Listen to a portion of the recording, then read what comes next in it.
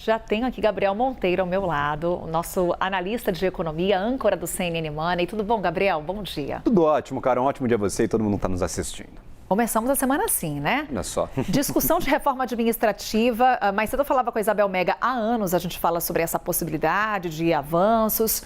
O próprio ministro da Fazenda, Fernando Haddad, defendeu essas reformas estruturantes, bem como o presidente da Câmara, presidente do Senado, porque a preocupação, Gabriel, não é só com 2025, mas também com os próximos anos, como ficam as contas públicas. Exatamente. O problema das contas públicas não é nem o quanto a gente gera de arrecadação, é bastante dinheiro que a gente consegue aqui no Brasil. O problema é o engessamento do nosso orçamento, que vai ficando cada ano maior.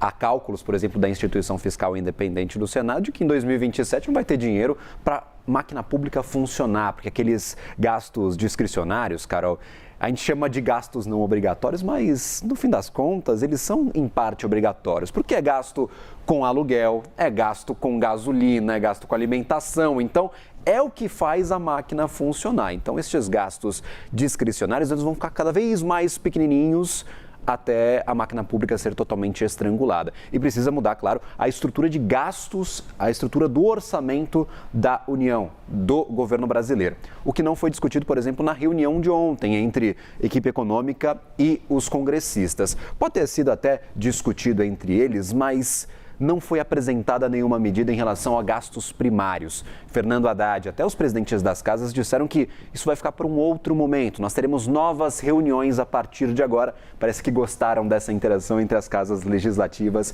e a equipe econômica. Reforma administrativa é a grande pauta de Hugo Motta. Desde que ele assumiu o cargo, ele vem falando nessa tal reforma administrativa. O grupo de trabalho já está trabalhando nesta proposta, teremos talvez em julho a apresentação do esqueleto desta reforma. Claro, é uma pauta muito impopular, há muito tempo a gente discute reforma administrativa, mas vai ter, claro, esta força a mais do presidente da Câmara dos Deputados, quer deixar um legado, provavelmente vai ser a pauta da vez para ele. E claro, vai funcionar apesar do governo. Fernando Haddad já disse, reforma administrativa não é as mil maravilhas, há pontos dentro da reforma que aumentam o gasto do governo. Sim. Então ele já fez ali as suas ressalvas em relação a este texto, que não é a bala de prata para solucionar as contas públicas brasileiras, mas o Hugo Motta defende com unhas e dentes, então provavelmente ela vai avançar, ela vai funcionar, vai ser discutida apesar do governo federal. Mas Haddad já destaca esse cuidado que temos que ter com relação a esse texto.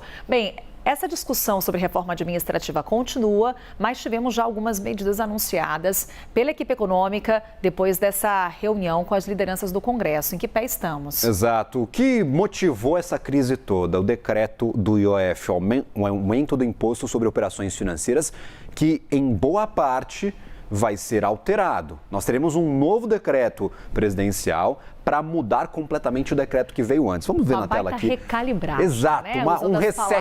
um reset deste decreto. É um decreto completamente diferente, inclusive vai reduzir a receita gerada por ele. Primeiro, redução do IOF sobre crédito para empresas. Esse aqui é um ponto crucial. O setor produtivo reclamou bastante do encarecimento das operações de crédito. Ficaria mais caro, ou ficou mais caro desde o último decreto, tomar dinheiro emprestado. Então a Fazenda já indica que teremos uma revisão dessas alíquotas, redução do IOF sobre crédito para companhias. Também, corte de 80% nas operações de risco sacado. Risco sacado é uma operação característica do setor de varejo e também do setor industrial. Normalmente, quando uma empresa do setor de varejo, ela compra produtos para vender nas suas lojas e aí ela fica de pagar o fornecedor em alguns dias, 30, 40, 90, 6 meses, aí depende de cada um dos fornecedores. O que ela normalmente faz? Ora, pega dinheiro com o banco emprestado, paga o fornecedor e aí depois a dívida da companhia fica com o banco e não com o fornecedor. Aí melhora a relação com o fornecedor, acaba ali adiantando alguns dos seus pagamentos. Isso não era considerado crédito anteriormente, não tinha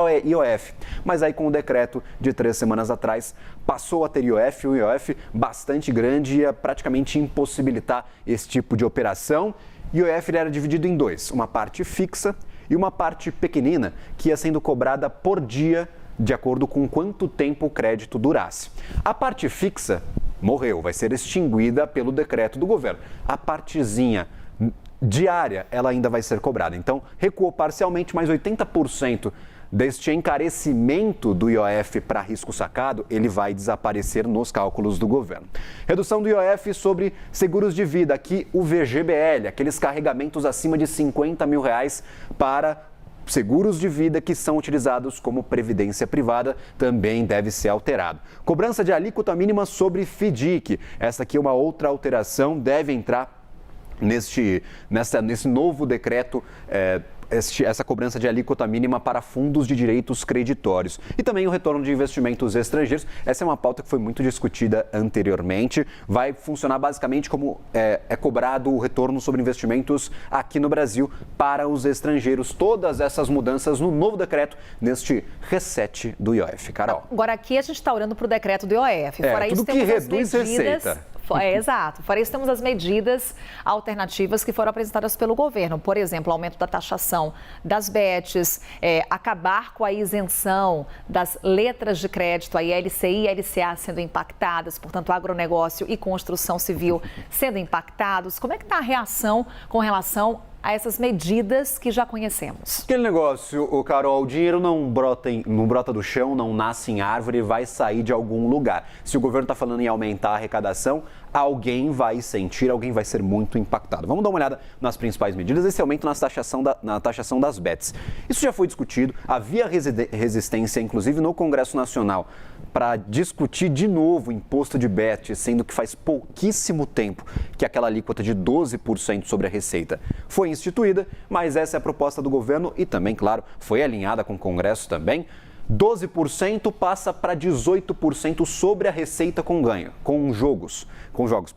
Qual que é essa receita com jogos? Pega tudo que foi apostado, pega o que a Bet pagou de prêmio para quem ganhou as apostas e aí você faz um menos o outro. O que surgiu, o que restou de receita vai receber essa taxação, provavelmente de 18%. Essa é a proposta. Fim da isenção do imposto de renda sobre títulos de investimento. Essa é bastante polêmica.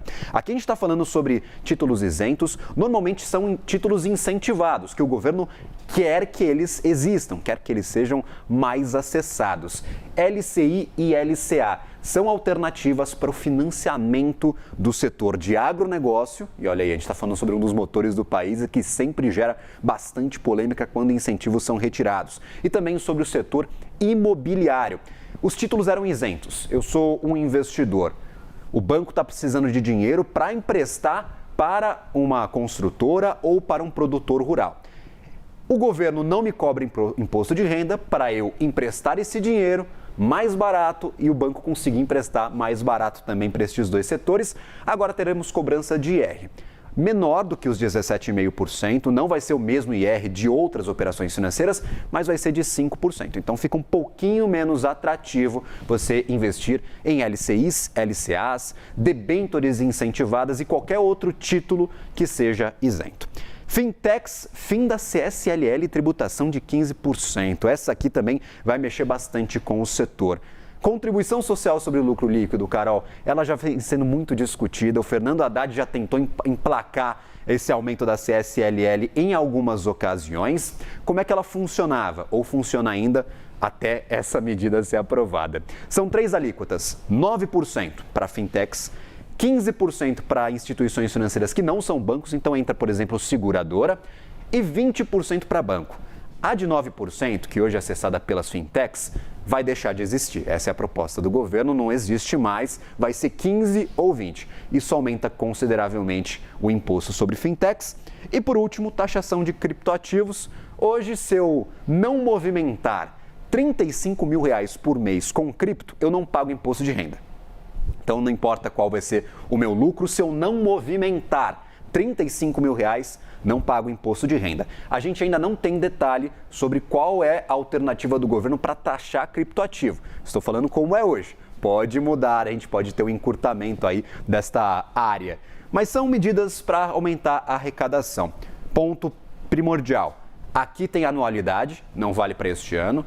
Aqui também tem anualidade, não vale para este ano aumentar imposto em LCI, LCA e debêntures incentivadas. E aqui, se for uma taxação pelo imposto de renda, também tem anualidade, só vale para o ano que vem. Então, só esse ponto de atenção não valem de imediato, tá, Carol?